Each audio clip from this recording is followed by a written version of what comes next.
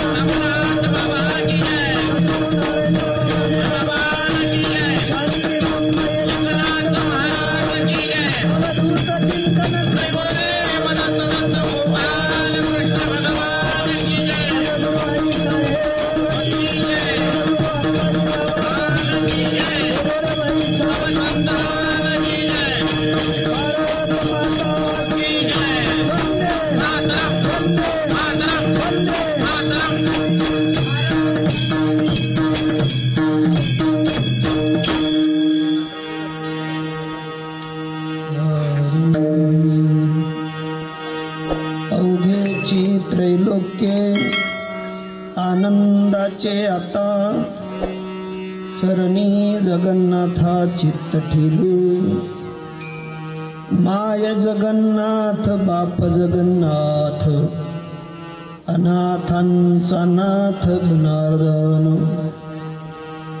एका जनार्दनी एकपणे उभा एका जनार्दनी एकपणे उभा चैतन्याची शोभा शोभतसे माय जगन्नाथ बाप जगन्नाथ अनाथांचा नाथ जनार्दन ठल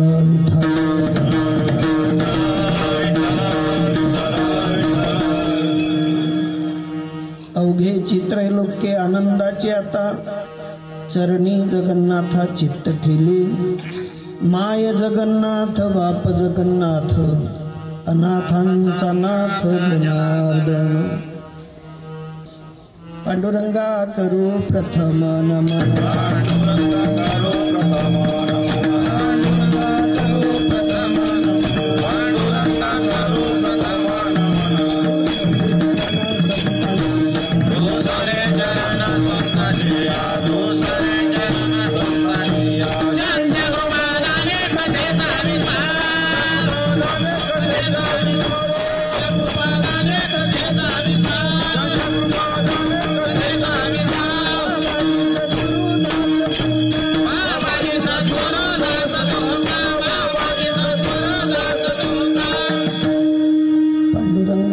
प्रथम नमन दुसरे चरण संतांचिया ज्यांच्या कृपादाने कथेचा विस्तारू बाबाजी सद्गुरु दास तुका ओम नमो ज्ञानेश्वरा करुणा कराया दयाळा तुमचा अनुग्रह लाधलो पवन दहालो चराचरी मी कला कुसरी काहीच नेने बोलितो वचने अति भाविका एका जनार्दनी तुमचा तुमचा अनुग्रह लाधलो पवन दहालो चराचरी कृष्ण माझी माता कृष्ण माझे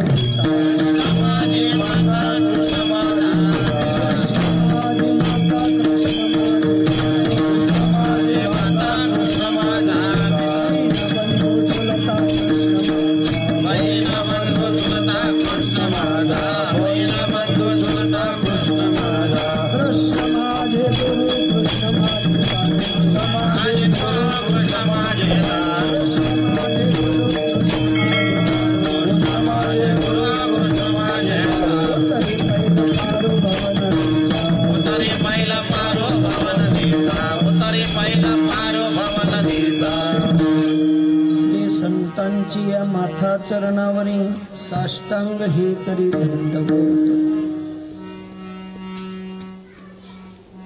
वचन ऐका कमळापती माझी रंकाची विनंती कर जोडितो कथे काढी आपणासा विजोडी ओम ब्रह्मानंदम परमसुखदम केवलम ज्ञानमूर्तिम द्वंद्वातीतं गगनसदृशं तत्त्वमस्यादिलक्षणम् एकं नित्यं विमलमचलं सर्वाधि साक्षिभूतं भावातीतं त्रिगुणरहितं सद्गुरुं तं नमामि सद्गुरुं तं नमामि वंदना वंदना मार वंदना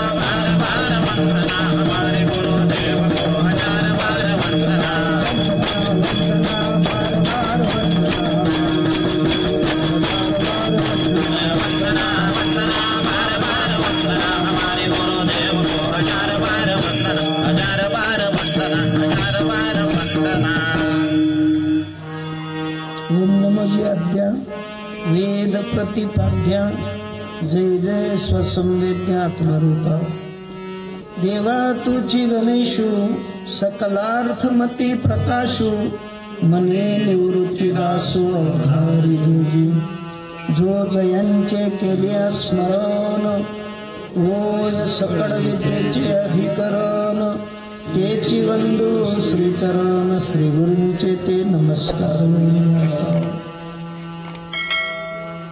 बारकाईने जर विचार केला प्रस्तुत प्राप्तस्थळी प्राप्त प्रसंगी आपणा समस्त ज्ञानवंत गुणवंत महान भगवत भक्त असलेले शत्रू महेश स्वरूप महात्मे तुमच्या सेवेसाठी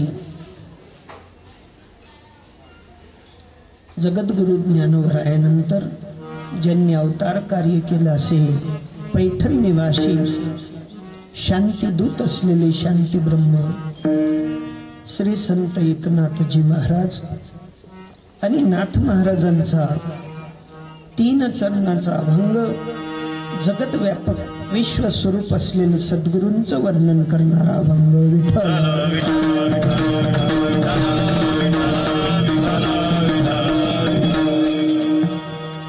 या अभंगाला सुरुवात करण्यापूर्वी परिहार द्यायचा तो असा भारतवर्षातील सर्वश्रेष्ठ असलेलं पर्व म्हणजे श्रावण मास आणि श्रावण मासा प्रित्यर्थ आपले आत्मीय गुरुबंधू रामकृष्णजी महाराज चौधरी यांच्या मनामध्ये गेल्या सोमवारच्या पहिल्या दिवसापासूनची तळमळ होती की आपल्याला कार्यक्रम ठेवायचा.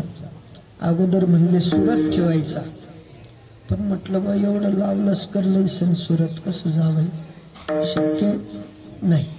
म्हटलं बा इथल्या इथे आपण साजरं गुजरं करू.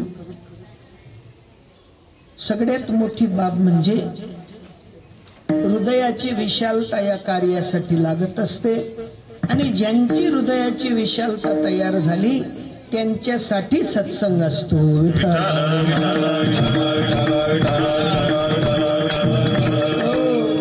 आज बी आम्ही ताई राहतो, आज बी असं जाऊ द्या बा असं, पण आले देवाजीच्या मना तेथे कोणाचे चाले ना.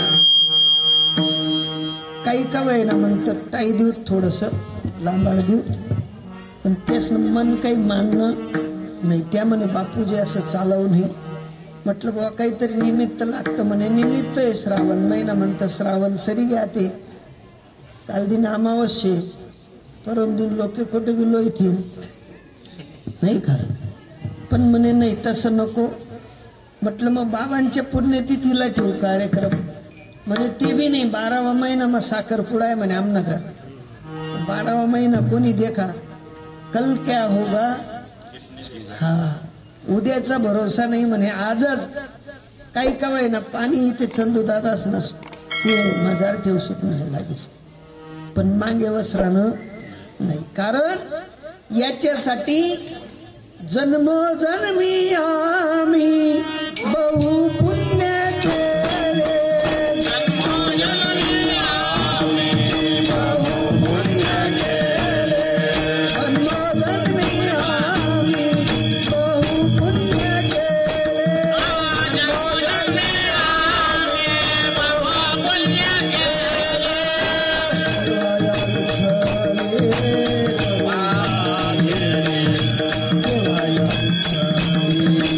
करुणा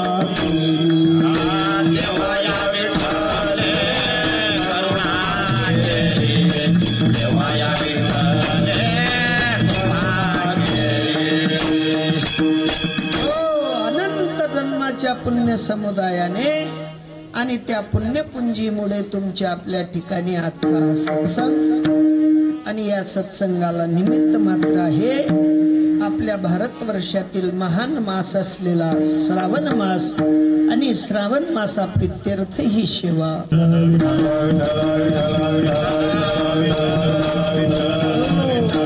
कोणाला काही व्यसन, कोणाला काही व्यसन, पण संतांच्या अंकित असलेल्या जीवांना मात्र माझ्या साधूंचं व्यसन. विठ्ठल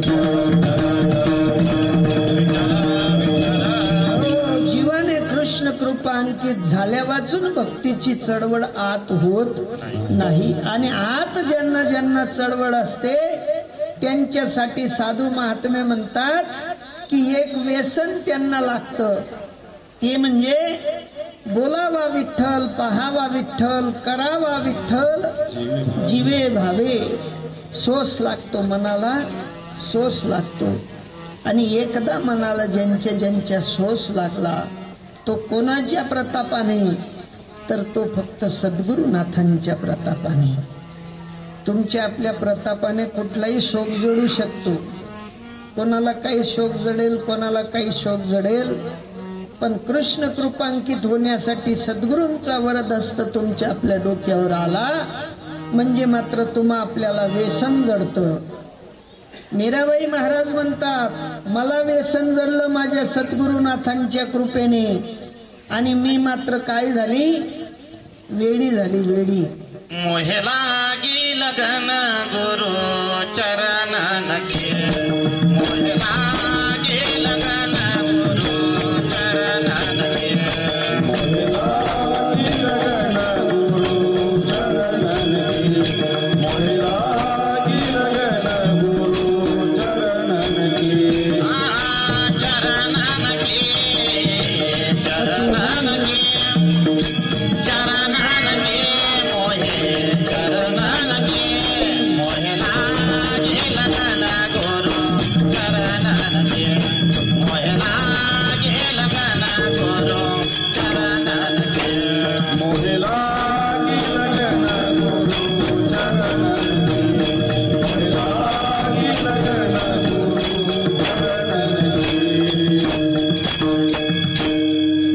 चरण के शिवा कछु नहीं भावे. सद्गुरु चरणा वाचून मला काही गोड लागत नाही, अशी स्थिती तुमची आपली असल्या कारणाने आजचा हा उद्यम. या उद्यमासाठी माणूस रिकामा पाहिजे असं वाटत असेल, मुळीच नाही. त्याच्यात टाइम काढावा लागत असेल, मुळीच नाही. फावल्या वेळात सगळं काही जोडजाड होतं, फावल्या वेळात सगळं काही मात्र त्याचं परिपूर्णत्वाकडे जाण्याचं नातं तयार होतं.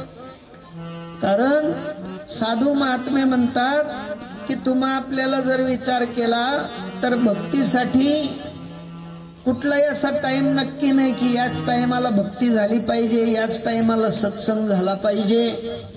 साधू महात्म्यांचं ब्रीद आहे, ते म्हणतात काड वेळ नाम उच्चारिता नाही, काड वेळ नाम उच्चारिता नाही, काड वेळ नाम उच्चारिता नाही, काड वेळ नाम उच्चारिता नाही. दोन्ही पक्ष पाहे उद्धरते, दोन्ही पक्ष पाहे उद्धरते, दोन्ही पक्ष पाहे उद्धरते. हो, काळाचं वेळचं काही मात्र सत्संगासाठी बंधन राहत नाही. केव्हाही केव्हाही, कुठे तर कुठे, कधी तर कधी, असं बंधन नाही. नाही का? जेवायला बंधन, रात्री 8, 9, 10 वाजले म्हणजे बंधन, नाही का? झोपायला बंधन, संध्याकाळी झोपू नये. पण भजन कीर्तन बंधन नाही. बघा, सगळ्या टाइमांमध्ये माझ्या परमात्म्यांनी त्या ठिकाणी योजना करून ठेवली. सकाळी 5 वाजता म्हणे हनुमंतरायांचं भजन, दुपारी 12 वाजता म्हणे श्रीराम प्रभूंचं भजन, रात्री 12 वाजता म्हणले श्रीकृष्ण परमात्म्यांचं भजन. टाइमाचं बंधन त्या ठिकाणी राहिलेलं नाही. आणि मध्यरात्री म्हणे मध्यरात्री नंतर जागर, नाही का? कृष्ण जन्माष्टमी नंतर पूर्ण रात्र जागर. म्हणजे काळाचं वेळेचं काही बंधन नाही, सगळ्या वस्तूंना बंधन आहे, पण भजनासाठी बंधन नाही. पण बंधन असलेलं ते खंडन करण्यासाठी गरज आहे माझ्या साधूंची. साधू भेटल्याशिवाय भगवत भक्तीचं सूत्र कळत नाही, काळा वेळाचं बंधन भजनातलं तुटत नाही. नाही ते आम्ही येडावी राहिलो, गणगया उगाय उगाय नाही का. त्या देवारामासला देव बारीक पडी घ्यात, पण आमना विचार काही बारीक होतत नाही. साधू महात्मे म्हणतात, कोणाच्या तरी मांडवा खालून जा, कोणाला तरी विचारा भक्ती कशी करावी, भगवत चिंतन कसं करावं, भगवत चिंतनासाठी वेळ काय, काळ काय, याचा विचार साधूंना विचारा. साधू महात्मे म्हणतात, क्षण रती बरोबर क्षण सुद्धा वाया जाऊ देऊ नका, अखंड नामस्मरण करा, अखंड. आणि म्हणून साधूंनी सांगितलं, ज्याच्याकडे अखंड रीत आहे त्याच्याकडे जा. अखंड जया तुझी प्रीती, अखंड जया तुझी, अखंड जया तुझी प्रीती, अखंड जया तुझी प्रीती. भजते दयांची संगती, भजते दयांची संगती, भजते दयांची संगती, भजते दयांची संगती. मग मी कमळापती, मग मी कमळापती, मग मी कमळापती, मग मी कमळापती.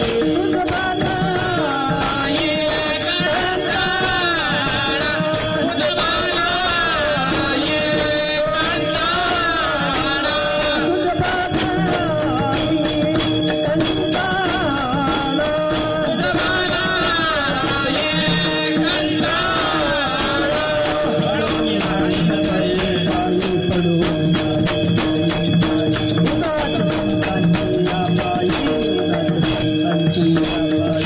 पडून राहिलं तळे ठाई, पडून राहिलं तळे ठाई, पडून राहिलं तळे ठाई, उदार संतांची पाये. हो जया परमार्थाची चाड, तेने सांडावे धरुणी भजनाची.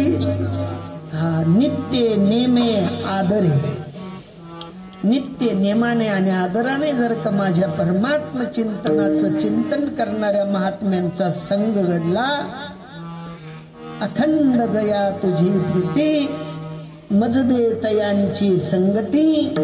मग मी कमळापती, तुझबा न आणि कंटाळा. तुझा देवा मला एक क्षण सुद्धा विसर पडणार नाही, कंटाळा येणार नाही. सदोदित मात्र मी त्या भजनामध्ये राहील, भजनानंदी बनेल. आणि देवा तुझं अखंड मात्र तुझं माझं सानिध्य राहील. अथवा विचार करू पाहिले असता, देवाचं तुमचं सानिध्य जुडलेलं आहे, ते तुटत नाही, तोडता येत नाही, टाकता येत नाही. पण भ्रांती झाली, भ्रांती. आणि भ्रांती झाल्यामुळे माझ्या परमात्म्याची आणि आमची मात्र 36ची गाठ झाली. होती 63ची झाली. हा नाही का का बाजूवाला नंतर काही जमत नाही झालं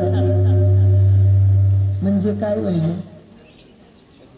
हा काबर जोगे काबला होतं मग नाही हो, चांगला होता. भीतली भीत बांधायचे, भीत ना वाटाच दिना नाही सालानी. कशामुळे असं होतं म्हणे, पण आता असं होईल. साधू महात्मे म्हणतात की आईच्या उदरात होता, माझ्या परमात्म्याच्या भजनानंदामध्ये होता, पण बाहेर आला. एका मातेने मात्र ते नाड खांदलं. तुला त्या धरणीचा आणि वायूचा या कलियुगाचा स्पर्श झाला आणि भजन चुकला. धरणी वायू लागता स्मरण विसरे तत्वता, ओळखू लागे माता पिता. कोहम कोहम कोहम, मैं कोण मैं कोण. साधू महात्मे म्हणतात तेच भजन जर काही एकदा शिकलात तर परत तुमचा 63चा आकडा बरोबर जुळेल. पण जर का साधूकडे नाही गेला तर 36 होईल. 36 देव कुठे विसरली थोर झाली हानी,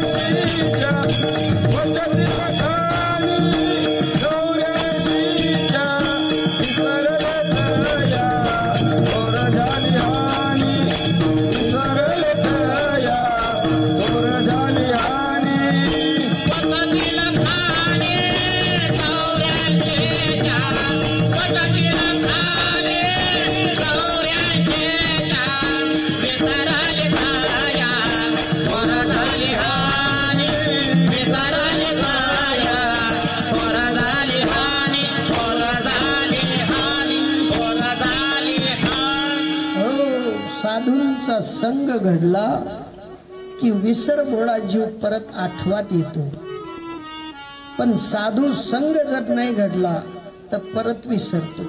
एक उदाहरण देतो छोटस. एक राजवाड्यामध्ये एक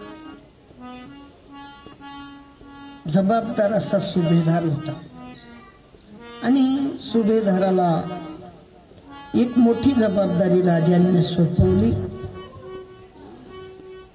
मौल्यवान वस्तू या राज्यातून त्या राज्यात न्यायचा आदेश दिला. पण त्या सुभेदाराने म्हटलं, राजे साहेब, मी एकटा काही जात नाही, माझ्या सोबत कोणीतरी पाठवा.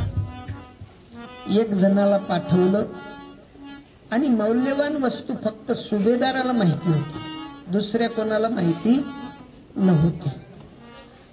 मात्र रस्त्याने वाटचाल करत करत या राज्यातून त्या राज्यात जायचं म्हटल्यावर कमीत कमी आताच्या युगात तरी 4, 6, 8, 10 तास लागतात. आणि त्या काळात त्या सुभेदाराला घोडेस्वार म्हणून जावं लागायचं, घोड्यावर बसून प्रवास करावा लागायचा आणि किती धावपळ केली तरी 2, 4, 5 दिवस निघायचे. आता दोन्ही घोडेस्वार होते, पण एक जबाबदार घोडेस्वार होता आणि एक बेजबाबदार होता. कसा होता दाजी? बेजबाबदार. त्याला काही घेणं देणं नाही, खावं प्यावं झोपावं. सुभेदाराने सांगितलं उठावं चालत राहा. पण आता जास्ती जबाबदारी कोणाची? सुभेदाराची. सुभेदार त्या वस्तूला विसरून चालेल का? नाही. आणि सुभेदार जर विसरला तर हानी होईल. हानी झाल्या वाचून राहणार नाही. तद्वत या ठिकाणी साधू महात्मे म्हणतात, आईच्या उदरातून आपण बाहेर आलो, बाहेर आल्यानंतर आपल्याला मात्र साधूंचा संग घडला नाही तोपर्यंत आम्ही बेजबाबदार. जोपर्यंत साधूंचा संग झाला नाही, कानात काही साधूने फुकलं नाही तोपर्यंत आम्ही बेजबाबदार. पण ज्या दिवशी साधू भेटला, साधूने आम्हाला त्या ज्ञानाचा उपदेश केला, ती जबाबदारी तुमच्या आपल्यावर सोडली आणि सांगितलं की या जीवनात या वस्तूपेक्षा मौल्यवान दुसरी कुठलीही वस्तू नाही. दुसऱ्या वस्तूसाठी धडपड करत असाल तर ती मात्र गौण आहे आणि या वस्तूपासून जर दूर असाल तर काय होईल? विसरले तया थोर झाली हा, विसरले तया थोर झाली हा, विसरले तया थोर झाली हा, विसरले तया थोर झाली हा.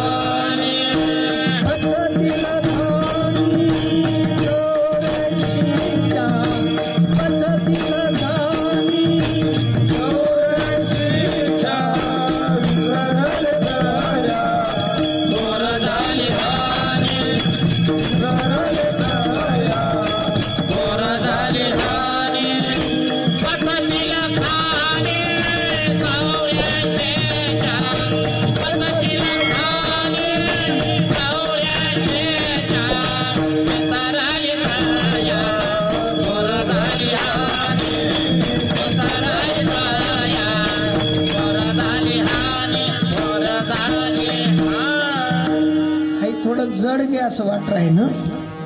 अजून सोपं करून सांगतो. शासनाने नियम काढलेला आहे, अल्पवयीन मुलाकडे जर मोटरसायकल दिली आणि त्याने कोणाला ठोकलं तर सजा कोणाला? बापाला. बस. ज्या अर्थी कितलं सोपं आहे, इतकं सोपं आहे. ज्याच्याकडे ज्ञान नावाची वस्तू नाही त्याने कुठलाही गुन्हा केला त्याला माफ आहे. पोऱ्यांगत अल्पवयीन मुलासारखं माफ आहे. पण नाही विसरले तया थोर झाले, बाकी नाही, दुसरं नाही, दुसरं काही नाही, मला काही माहित. हा, अल्पवयीन मुलाने केलेला गुन्हा बापाला भूदंड असतो. तद्वत अज्ञानाने केलेला गुन्हा त्याला कुठल्याही प्रकारची सजा नाही, पण ज्ञान्यांनी केलेल्या गुन्ह्याला मात्र सजा झाल्या वाचून राहत नाही. विठाला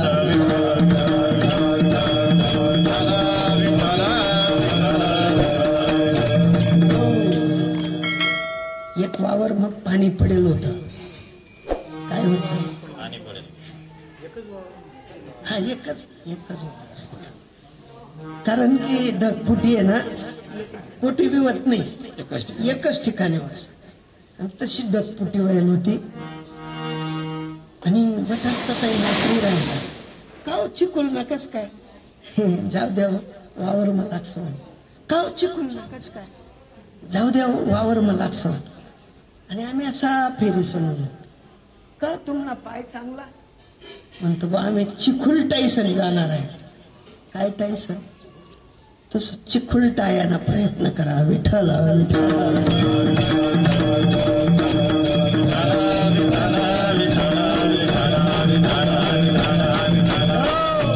विषय सुख हे चिखुल आहे आणि त्याला टाळण्याचा जर प्रयत्न केला तर तो मात्र विसरणार नाही, हानी होणार नाही. आणि एवढं महान तत्ववेत्यांनी दिलेलं तुमच्या आपल्याकडचं ब्रीद, त्या ब्रीदाचा विचार ज्या वेळेला माझ्या नाथबाबांना कळालं त्या वेळेला नाथबाबांनी आपली जी आनंदाची उर्मी आहे त्या उर्मीची अभिव्यक्ती अभंगाच्या प्रथम चरणातून मांडली. अवघ्याचे त्रैलोक्य आनंदाचे आता, अवघ्याचे त्रैलोक्य आनंदाचे आता, अवघ्याचे त्रैलोक्य आनंदाचे आता, अवघ्याचे त्रैलोक्य आनंदाचे आता, अवघ्याचे त्रैलोक्य आनंदाचे आता, अवघ्याचे त्रैलोक्य आनंदाचे आता, अवघ्याचे त्रैलोक्य आनंदाचे आता, अवघ्याचे त्रैलोक्य आनंदाचे आता, अवघ्याचे त्रैलोक्य आनंदाचे आता, अवघ्याचे त्रैलोक्य आनंदाचे आता, अवघ्याचे त्रैलोक्य आनंदाचे आता, अवघ्याचे त्रैलोक्य आनंदाचे आता, अवघ्याचे त्रैलोक्य आनंदाचे आता,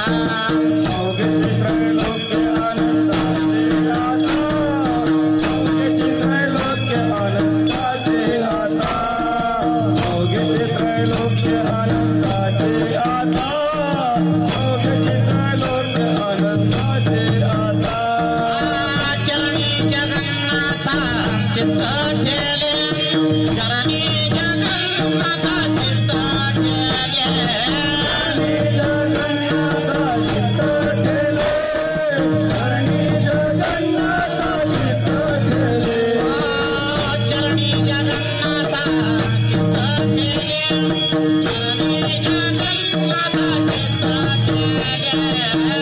जगन्नाथा चित्त ठेले, चरणी जगन्नाथा चित्त ठेले, चरणी जगन्नाथा चित्त ठेले. माय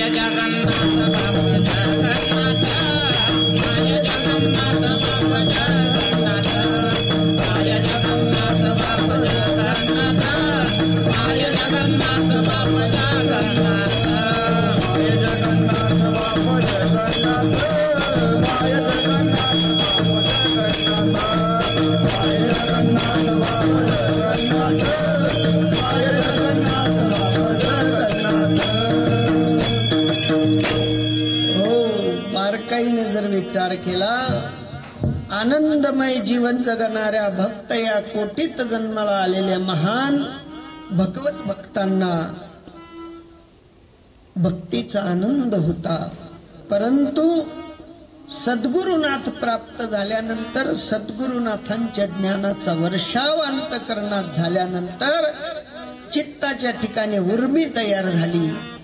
आणि त्या उर्मीने मात्र नाथ बाबा म्हणतात, आता अवघेची त्रैलोक्य आनंदाचे आता, चरणी जगन्नाथा चित्त ठेली. या जगताच्या पित्याची ओळख, या जगताच्या पित्याचा खराखुरा परिचय माझ्या साधूंनी मला करून दिला. आणि माझं चित्त मात्र दुसरीकडे आता धाव घेत नाही. चित्त एके ठिकाणी स्थिर झालेलं आहे. चित्ताची बैठका झालेली आहे, चित्ताची बैसका झालेली आहे. चित्ताच्या ठिकाणी दुसरा हुरहुरपणा शिल्लक राहिलेला नाही. मनाची धाव संपलेली आहे आणि तशी मनाची धाव तुमची आपली संपावी एवढ्यासाठी साधूंचं हे अट्टहासात्मक कार्य आहे. बाबा आले, तुम्हा आपल्याला शिकवलं, सांगितलं की बाबा तुम्ही अनंत जन्मापासून या राहट गाडग्यात पडलेले आहात. अनंत जन्मापासून फेरे खात खात खात खात इथपर्यंत आलात आणि इतका निध असलेला नरदेह प्राप्त केला. आणि या नरदेहात येऊन जर का तुम्ही परत मात्र विचार विसरून जाल, या विचाराशी संगनमत न व्हाल तर तकलीफ पडण्याची शक्यता आहे. आणि म्हणून या विचारांशी ऐक्य करा. इकडे तिकडे मनाला धाव घेऊ देऊ नका. चित्ताच्या ठिकाणी इतर कुठल्याही विषयांचे नादी लावू नका. जनी जाल गोटे बुडाला इथं,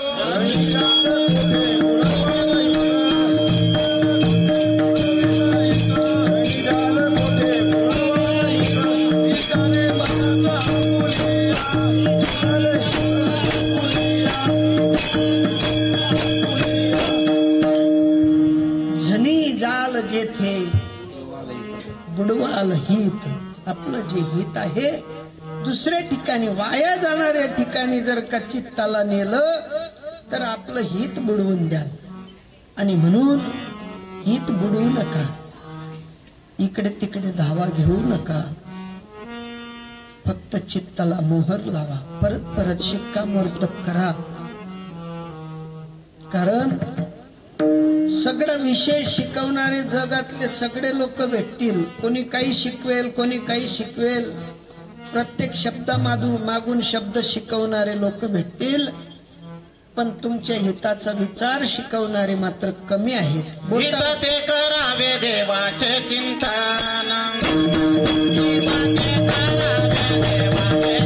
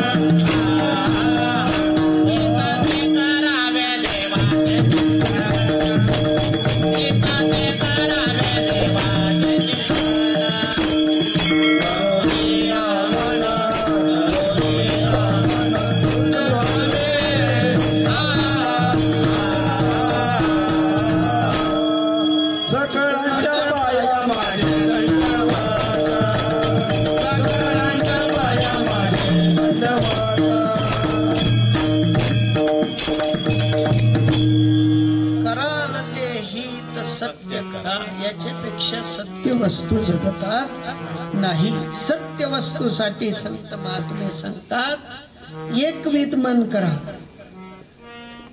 काय त्या मनाची धाव, चालू चालू कुठे जात, चालू चालू कुठे जात. पण संत महात्मे म्हणतात, एक पुरावा देऊन सांगतात, आता कोठे धावे मन, आता कोठे धावे मन, आता कुठे धावे मन, आता कुठे धावे मन, हो आता कोठे धावे मन, धावे मन, आता कोठे धावे मन, आता कुठे धावे मन, आता कुठे धावे मन. तुमचे चरण दे धनिया, तुमचे चरण दे घालिया, तुमचे चरण दे घालिया, तुमचे चरण दे घालिया. मागेला शिना गेला, मागेला शिना गेला, मागेला शिना गेला.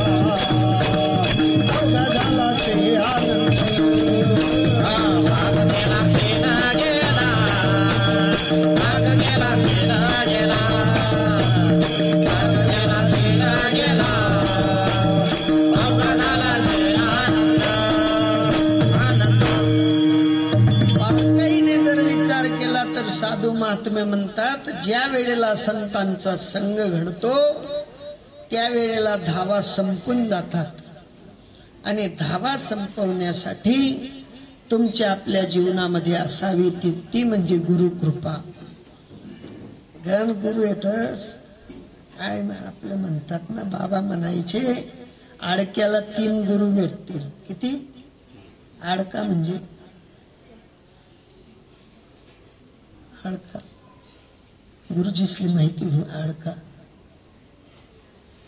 तो डबू पैसा, खडकूपेक्षा दाखला डबू पैसा म्हणे त्याने. किती? हा, आडकाले 3 नाही का? आडक्याला 3 भेटणाऱ्या गुरूंची या ठिकाणी गरज नाही. गुरु तो ऐसा चाहिए जैसा धोबी धोना धोई, आत्मज्ञान का साबन लगावे काया निर्मल होई. हा, काया निर्मळ करणारा महात्मा तुमच्या आपल्या जीवनात पाहिजे. धोबी त्या दोनाकडे देखत नाही, त्या मैकडे देखत. कशाकडे? हा, दोनाकडे देखी तर मै निघी का नाही? आम्ही दोनाकडे देखतो. ना चांगलं चिकन गिरायकी पुढला हप्ताला चांगलं डबुलं. हा, चिकना गिरायक न करताय नाही ना. या ठिकाणी त्याची गरज नाही. संत महात्मे म्हणतात, कपड्याकडे पाहू नका, पाहायचं असेल त्याच्या अंतकरणातल्या मळाकडे पहा. त्याचा मळ बाजूला होईल असं कार्य करा आणि मळ बाजूला सारण्यासाठी सद्गुरूंची गरज आहे. आपण सारिखे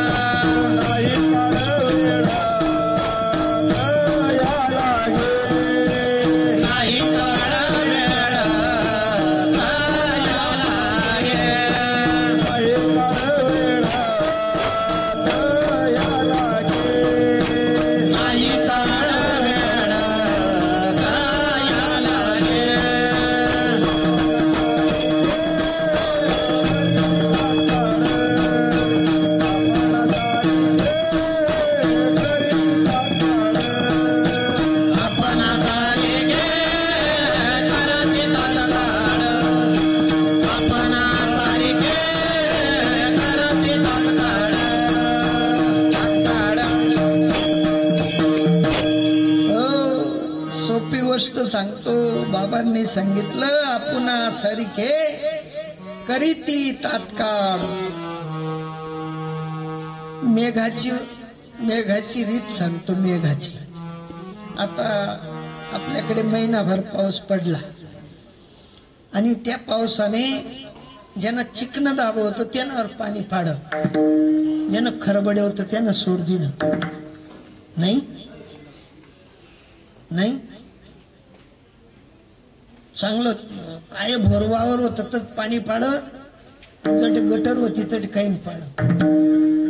नाही नाही हा भी म्हणतोच नाही, नाही भी म्हणतात नाही. नाही ना, मेघ उदार आहे उदार. त्याला जेव्हा पडायचं ना तेव्हा ते शेत पाहत नाही ना हागंदारी पाहत नाही. कुठेही वर्षा, कुठेही भरघोस पटला तसा. कारण मेघाला माहिती आहे मी जर का पडलो तर सगळं साफ होईल, पण नाही पडलो तर साफसफाई होईल नाही. तुमना अंगण मासला गारा वाहिग्या का राहिग्या? वाहिग्या. नुसतं अंगण वाहिगे ते तुमना मन मासलं राहायचे. आपुना सारिखे करीती तात्काळ, नाही काळ वेळ तया लागे. संत महात्मे म्हणतात, लगेच आत्ताच्या घडीला मात्र आपल्यासारखं करतात की ते कुठल्याही प्रकारचा बदल होऊ देत नाहीत. आपल्यात आणि त्या जीवात मात्र एकत्व तयार करतात आणि त्या एकत्वाची स्थिती प्राप्त झाल्यानंतर अवघे चित्रैलोक्ये आनंदाचे आता चरणी जगन्नाथा चित्त ठेली. चित्ताच्या ठिकाणी जगन्नाथाची मोहर मारतात. तुझ्यात आणि देवात अंतर नाही याची परिपूर्णत्वाची रीत शिकवतात. आणि एकदा रीत शिकल्यावर परिणाम काय होतो अभंगाचं दुसरं. माय जगन्नाथ बाप जगन्नाथ माय जगन्नाथ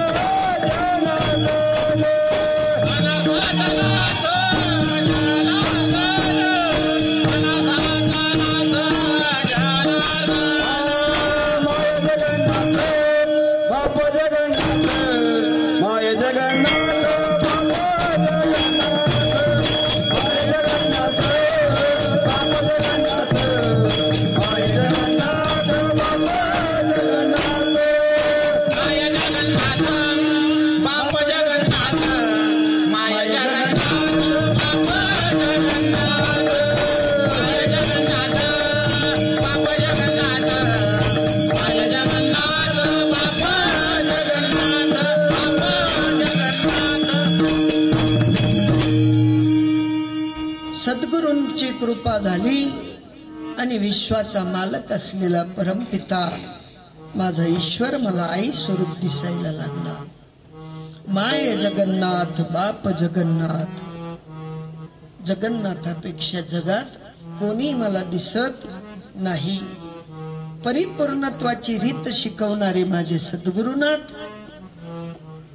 त्यांच्याकडे मी पाहिलं तर ते अनाथांचे नाथ असलेले माझे सद्गुरुनाथ, अनाथांचा नाथ जनार्दन. माझ्या जनार्दन स्वामींपेक्षा वेगळा देव मी पाहिला नाही. कारण त्याच देवाने विश्वाला व्यापून धरलेला आहे. तोच देव सगळ्यांच्या हृदयस्थ आहे आणि त्याच देवाची प्रचिती मात्र मला आणून दिलेली आहे. कारण मुंगीपासून तर ब्रह्मदेवापर्यंत जे मुसमुसीत चैतन्य आहे त्या चैतन्याचा परिचय मला करून दिलेला आहे. आणि त्या मुसमुसीत चैतन्याला एकदा पाहिलं की मग मात्र कुठल्याही प्रकारच्या भाव किंवा भावना शिल्लक राहत नाहीत. तर सगळ्या भाव आणि भावना काय होतात तर माय जगन्नाथ बाप जगन्नाथ, अनाथांचा नाथ जनार्दन. एका जनार्दन स्वामींच्या कृपेने विश्वात ठसलेला परमात्मा मला ओळखू आला. त्या परमात्म्याचा साक्षात्कार झाला. त्या परमात्म्याची रीत मला कळली आणि ज्यांच्याकडून कळली ते माझे सद्गुरुनाथ आहेत, जनार्दन स्वामी आहेत. आणि त्या महान असलेल्या विभूतींनी मला या विश्वाचा मालक दाखवला, चालक दाखवला, पालक दाखवला. आणि त्या चालक मालक पालकाशी परिचय करून देणारे जर कोण असतील तर मज अनाथांचे असलेले नाथ ते म्हणजे जनार्दन स्वामी आहेत. आणि तुम्हा आपल्याला सुद्धा त्याच परीने, त्याच परिस्थितीने, त्याच मात्र मार्गाने राजयोग तुम्हा आपल्याला शिकवला. राजयोगात आणि जनार्दन स्वामींच्या योगात कुठल्याही प्रकारचा फरक ठेवला नाही. आणि तो फरक जर का तुम्ही आपण समजून घेतला की माझी मजद दाविली निज वस्तू, माझ्याच ठिकाणी असलेली निज वस्तूचा मला परिचय करून दिला. आणि असा परिचय पात्र देव ज्याच्या ज्याच्या अनुभवाला येतो त्याला, त्या महात्म्याला मात्र सद्गुरूंपेक्षा वेगळा देव दिसत नाही. पाहिला पाहिला गोंडीचा भगवान, पाहिला पाहिला गोंडीचा भगवान, पाहिला पाहिला श्रीपाद भगवान, पाहिला पाहिला गोंडीचा भगवान. ओ ते नवे दिले साधकांचे मन, ते नवे दिले वैष्णवांचे मन. पाहिला पाहिला श्रीपाद भगवान, पाहिला पाहिला रामदास भगवान. साधकांचे मन,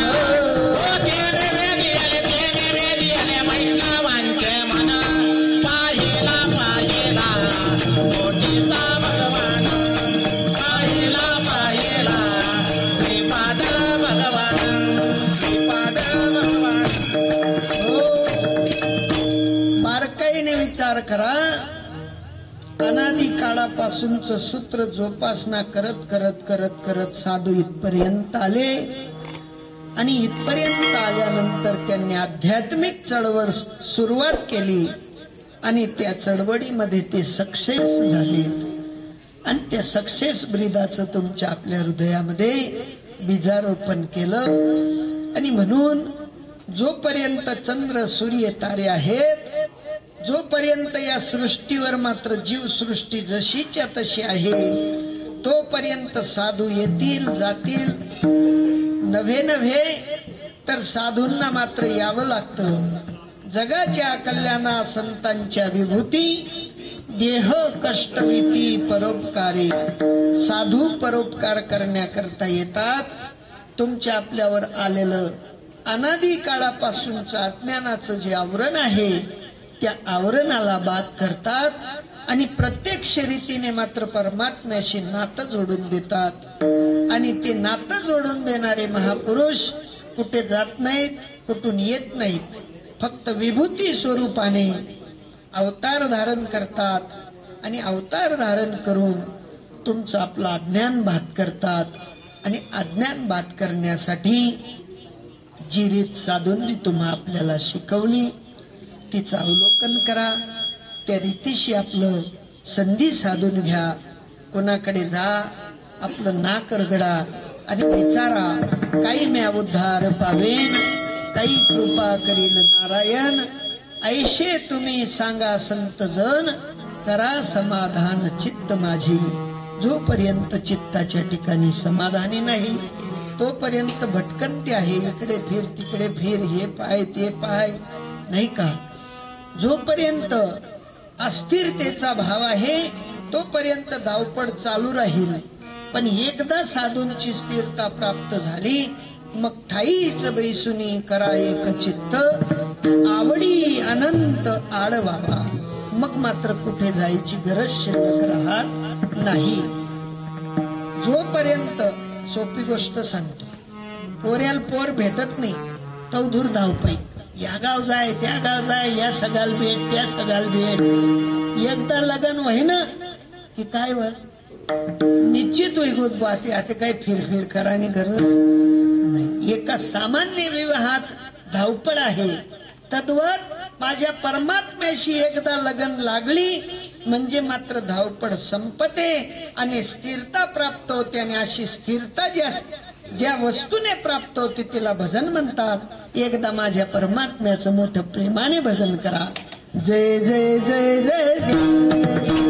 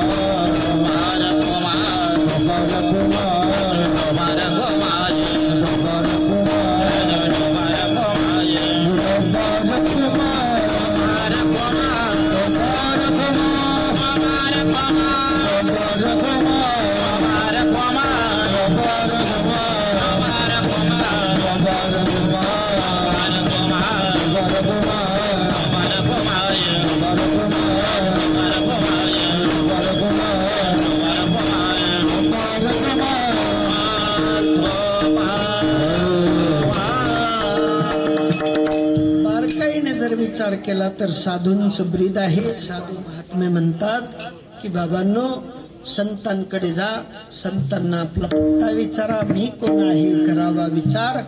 म्हणे ज्ञानेश्वर ज्ञानोबाराई म्हणतात, मी आलो कुठून, मला करायचं काय आणि इथून पुढे जायचं कुठे, या अन्वय न्यायाने तुमचं आपलं जीवन जगा. कारण स्वतःचा पत्ता स्वतःला माहित असला तर आपल्याला सांगता येतो. पण का हो, मी कोणता घर महाराज, तुकार काय, ज्याला स्वतःचा पत्ता माहिती नसेल तो आपला पत्ता दुसऱ्याला सांगू शकत नाही. पण एकदा जर का स्वतःचा पत्ता माहिती राहिला, दाजी काय प्लॉट नंबर, म्हणे 249, पटकन सांगते ना, नाही का. पण स्वतःचा पत्ता माहित नसेल तर काय होईल. म्हणून या ठिकाणी तुम्हा आपल्याला एक प्रश्न आपण स्वतःला विचारायचा, मी कोण आहे. इथे हात लावल्याबरोबर कळतं की मी कोण आहे. आईच्या उदरातनं बाहेर आलो त्याच्या अगोदर मी कुठे होतो आणि इथून पुढे मला जायचं कुठे आहे. मेल्यानंतर कुठे जाल, लोक लगेच हात वर करतात, बरे काही ठेवले. हा, ती एक बाई चंद्रावर जायचं नाटकी जायला अशा हात पाय आला असती रोज. खाली बी उतरताही राहिना नाही, वरे बी चढताही राहिना नाही, आणि या लगेच वरे हात करते. तर का हो मरानंतर म्हणे वरे. हा, साधू सांगतात, आम्ही नाही आधीचे, आम्ही नाही मधीचे, आम्ही देवाच्याही आधीचे. ज्या वेळेला साधू महात्म्यांचं ब्रीद कळतं त्या वेळेला मी कोण आहे हा विचार कळायला लागतो. आणि तो विचार नाथ बाबा म्हणतात मला कळाला, आणि म्हणून मी सांगितलं की माय जगन्नाथ बाप जगन्नाथ, अनाथांचा नाथ जनार्दन. जोपर्यंत साधूंचं ब्रीद नव्हतं तोपर्यंत मी अनाथ होतो, पण आता सनाथ झालो. आणि सनात झाल्यानंतर परिणाम स्वरूप काय झालं तर अभंगाचं तिसरं चरण. एका जनार्दनी एका पाने उभा, एका जनार्दनी एका पाने उभा, एका जनार्दनी एका पाने उभा, एका जनार्दनी एका पाने उभा, एका जनार्दनी एका पाने उभा, एका जनार्दनी एका पाने उभा, एका जनार्दनी एका पाने उभा, एका जनार्दनी एका पाने उभा. चैतन्याची शोभा चैतन्याची शोभा माय जगन्नाथ बाबा जगन्नाथ, माय जगन्नाथ बाबा जगन्नाथ. चैतन्याची शोभा चैतन्याची शोभा माय जगन्नाथ बाबा जगन्नाथ.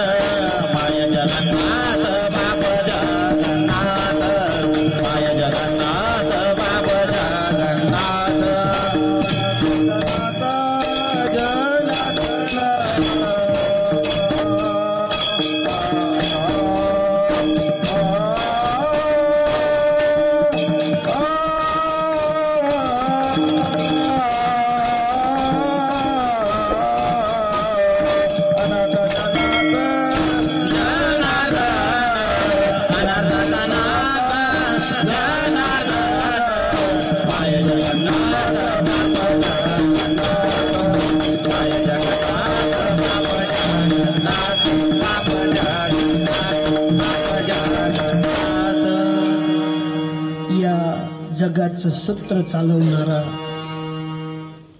सूत्रधार नाथबाबा म्हणतात, एका जनार्दनी एकपणे उभा, चैतन्याची शोभा शोभतसे. एकटा एक परमात्मा फक्त सद्गुरूंच्या सानिध्यात गेल्यानंतर कळतो आणि तो दुसरा तिसरा कोणी नसून तो विश्वव्यापक परमात्मा एकच आहे अशी प्रत्यक्ष अनुभूती सद्गुरूंच्या चरणी लागल्यानंतर कळते. कारण म्या बोलविल्या वेद बोले, म्या चालविल्या सूर्य चाले, म्या हलविल्या प्राण हाले, जगाशी चालिता मीच एकू. अशी एकच मात्र सत्ता आहे आणि ती सत्ता माझ्या सद्गुरूंनी मला स्पष्ट रूपाने कळवून दिली.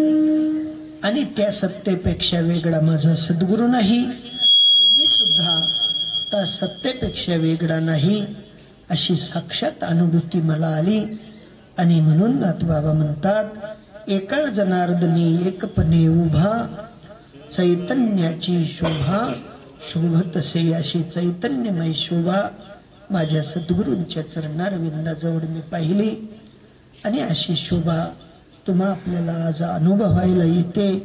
ती फक्त सद्गुरूंची कृपा आहे आणि त्या सद्गुरू कृपेचे तुम्ही आपण पाईक आहोत.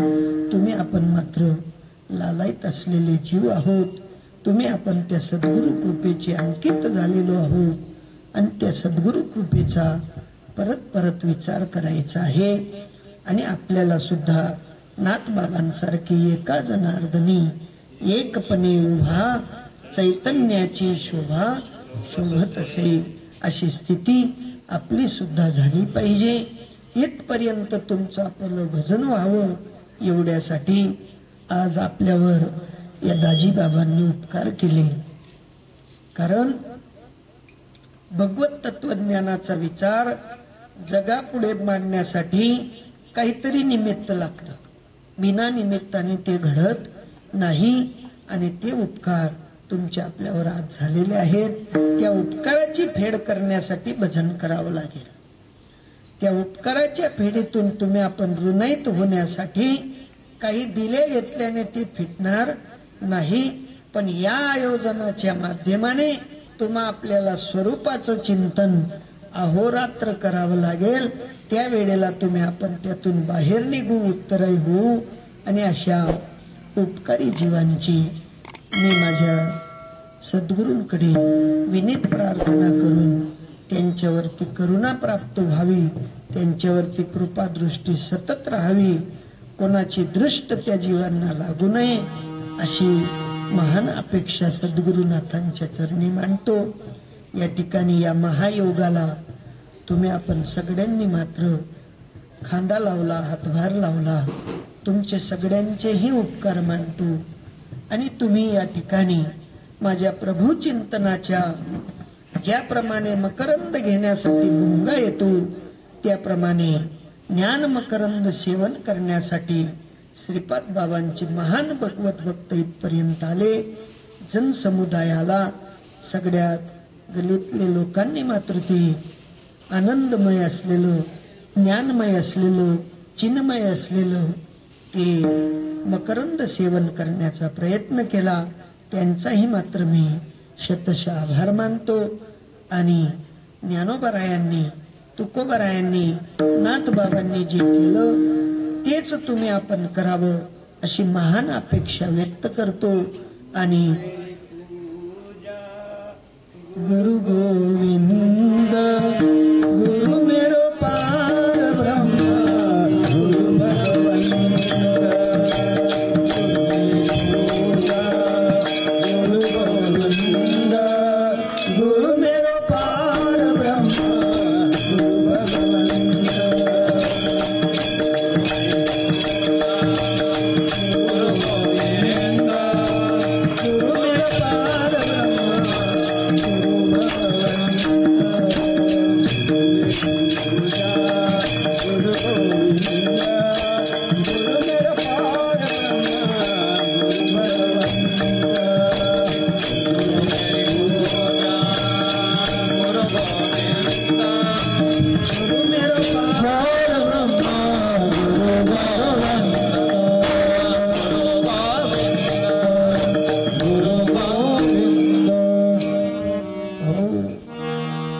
ज्या महात्म्यांनी अनुभूती घेतली त्यांना ते कढायला लागतं. गुरु मेरी पूजा गुरु गोविंद गुरु मेरो पार ब्रह्म गुरु भगवंत. गुरुपेक्षा वेगळा देव नाही, गुरुपेक्षा वेगळं परब्रह्म नाही, गुरुपेक्षा वेगळा गोविंद नाही. गुरु सर्वस्व आहे.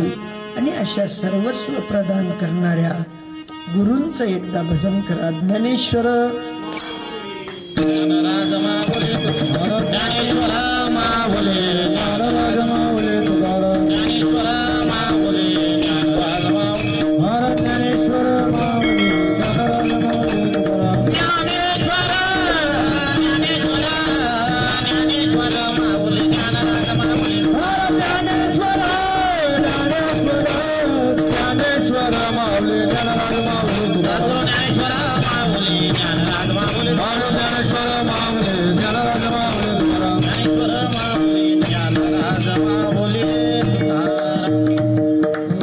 बारकाईने विचार केला.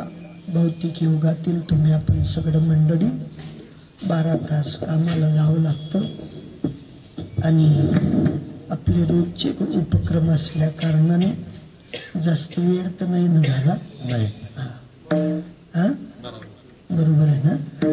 जास्ती बाई नाही ताणीले जमाने अशी शब्द महाराज तो खुर्शीवर बसणारा आम्हाला काही तसं बसाडी ठेवत असो. तुम्ही आम्ही खेडी मेडी गदा रूढी आनंदी. भक्तीचा विषय आनंदाचा विषय आहे, परमानंदाचा विषय आहे. जो साधू संतांनी अनुभवला तोच जसाचा तसा सद्गुरु कृपेने तुम्हा संतांच्या कृपेने मांडण्याचा प्रयत्न केला. अधिक असेल तर आटलंसं करा, कमी असेल तर वापस करा. आणि जे जीवनामध्ये उतरून घेण्याजोगं आहे त्याचा अवश्य विचार करून ते जीवनामध्ये उतरवण्याचा प्रयत्न करा. कदाचित ओघातनं कोणाच्या भावना दुखवण्याचा विचार नसता कोणाच्या भावना दुखल्या असतील. ओघातनं नाही का. ते काय बाण निघजास तो एकना पोट नाही दुसरा पोट मधून जास. कुठून मारा म्हणजे तू एकना पोट नाही दुसरा पोट म्हणजे मारा ना देव कोणलं होतं पण तो निघी घ्या आणि लागी घ्या. याला विचार करू नका. असं काढीन फेकी द्या त्या बाण. काही कामाचे नाहीत. असो असतो जास्त बोलणे नाही. जय विठ्ठल जय हरी विठ्ठल जय विठ्ठल जय हरी विठ्ठल. हरी विठ्ठल जय विठ्ठल जय हरी विठ्ठल बोलिलेले पुढे वेड्यावा पुढे उत्तरे करा क्षमा परात महाराज तुम्ही चिंता येऊशारीला देगारव्या फुला करा क्षमा परात महाराज तुम्ही चिंता